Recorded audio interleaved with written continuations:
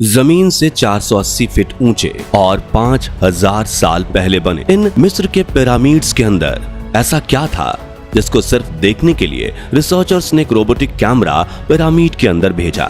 लेकिन एक जगह पर आकर यह रोबोटिक कैमरा रुक गया, क्योंकि अब उसके सामने एक पत्थर का बहुत बड़ा स्लैब आ गया था।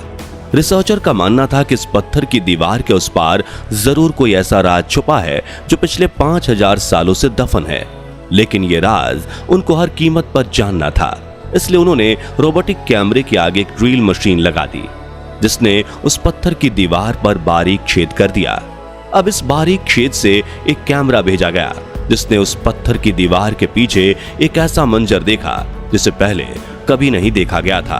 कुछ लोग सिर्फ यही देखकर हैरान रह जाते हैं कि 5000 साल पहले बने ये पिरामिड कैसे एक ही तरह के बने हुए हैं, कैसे इनके बीच दबी जमीन का लेवल एक बराबर समतल है। ये सब कुछ हैरान करने वाला जरूर है, लेकिन यकीन मानिए, पिरामिड को बाहर से देखने पर अगर आप एक बार हैरान होते हैं तो उनके अंदर देखने के बाद आप हजारों बार हैरान होंगे।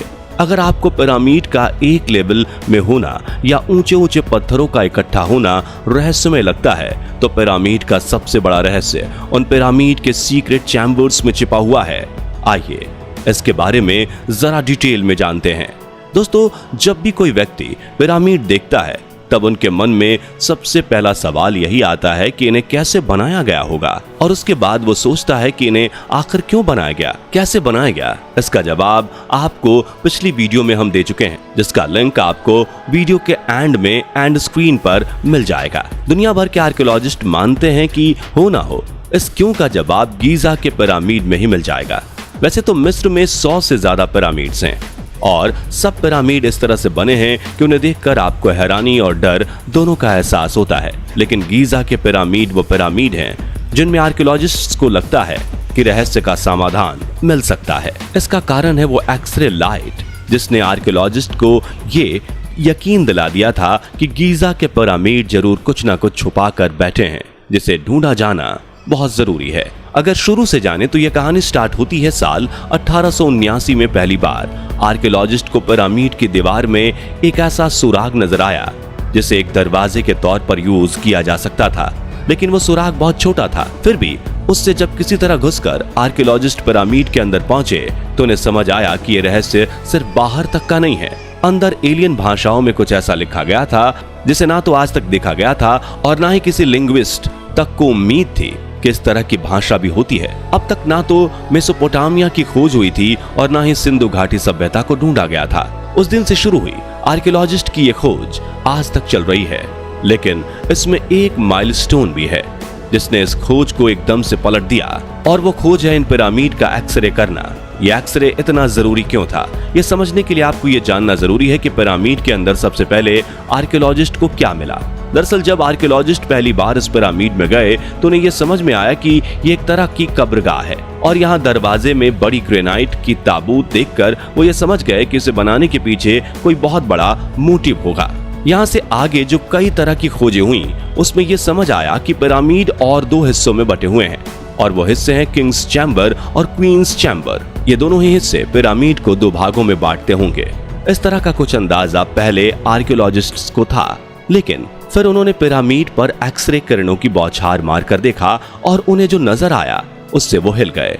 यहाँ सिर्फ क्वींस चैम्बर या किंग्स चैम्बर ही नहीं, बल्कि एक खास तरह का चैम्बर भी मौजूद था, जो कि इन दोनों के ऊपर और पिरामिड की नोक के ठीक नीचे था। इसे देखकर आर्कियोलॉजिस्ट हैरान रह गए और इसे नाम दिया सीक्रेट चैम्बर।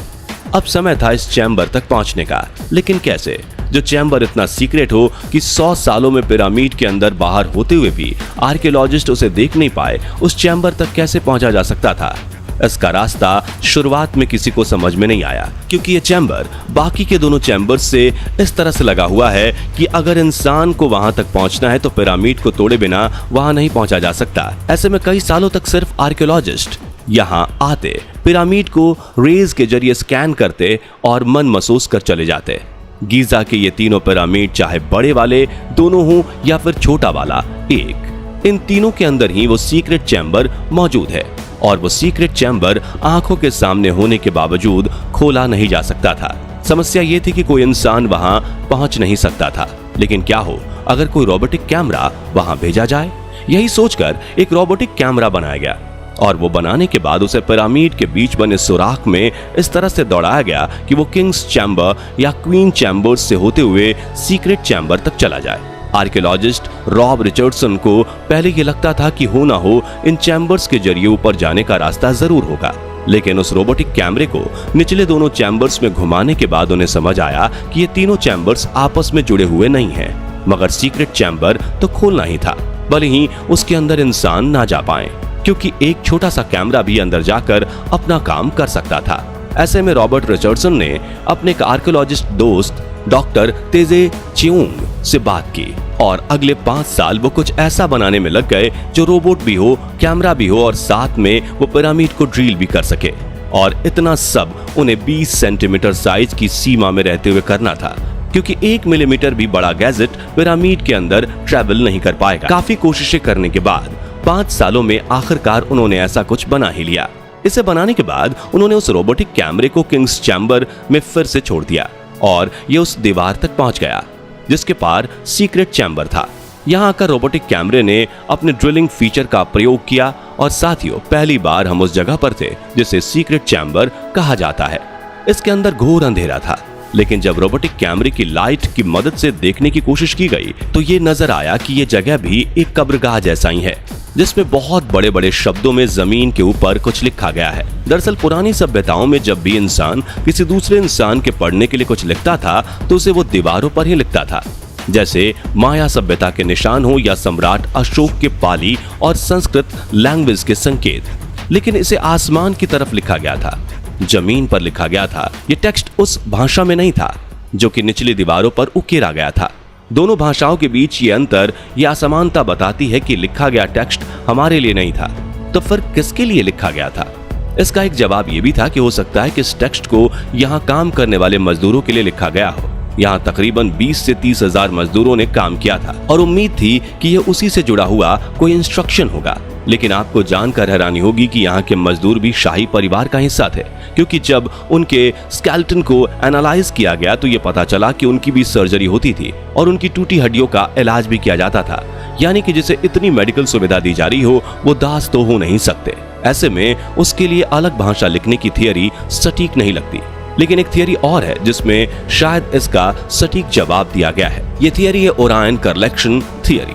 दरअसल जब भी गीजा के पिरामिड को देखा जाता है तो एक बात नजर आती है, ये पिरामिड ना तो एक ही शेप के हैं और ना ही एक ही लाइन में। जबकि 5000 साल पहले लोग चाहते तो इन्हें एक शेप में भी बना सकते थे और एक लाइन में भी। हालांकि इजिप्ट के आर्कियोलॉजिस्ट का ये मानना तो था कि हो ना हो इनके बीच कोई पैटर्न जरूर होगा, और ये पैटर्न नजर आया रॉबर्ट बाउवेल को, जिन्होंने देखा कि ये तीनों पिरामिड ओरायन स्टार के बीच में मौजूद स्टार्स की तरह हैं। बीच का स्टार बड़ा होना और बगल का थोड़ा सा छोटा और सबसे कोने वाला स्टार की लाइट डीम होना, इन तीनों ही चीजों को गीजा के पिरामिड में देखा जा सकता है। ओरायंस बेल्ट से इस संबंध को सीक्रेट चैम्बर में लिखी एक अनोखी भाषा ये चीजें बताती हैं कि पिरामिड भले ही जमीन पर हो, लेकिन इनका अंतरिक्ष से कोई ना कोई संबंध जरूर है। यह संबंध हमें तब पता चल पाएगा जब किसी तरह से सीक्रेट चैम्बर के अंदर पहुंचकर वहां लिखी भाषा को डिकोड किया जा सकेगा। उसके पहले तो हम सिर्फ ये अंदाजा ही लगा सकते हैं कि आखिर उस सीक्रेट चैम्बर में है क्या और इन पिरामिड को क्यों बनाया गया होगा। वैसे दोस्तों, आपको क्या लगता है इन पिरामिड्स को बनाने की क्या वजह रही होगी? अपना जवाब कमेंट बॉक्स में जरूर शेयर कीजिएगा। बाकी हमारी आज की इस वीडियो में बस इतना ही। वीडियो अच्छी लगी हो तो इसे लाइक और शेयर जरूर करना, और अगर आप चैनल पर नए हैं तो चैनल को सब्सक्राइब भी जरूर करें। मिलते हैं जल्दी ही एक ऐसी और इंटरेस्टिंग वीडियो में, तब तक के लिए गुड बाय।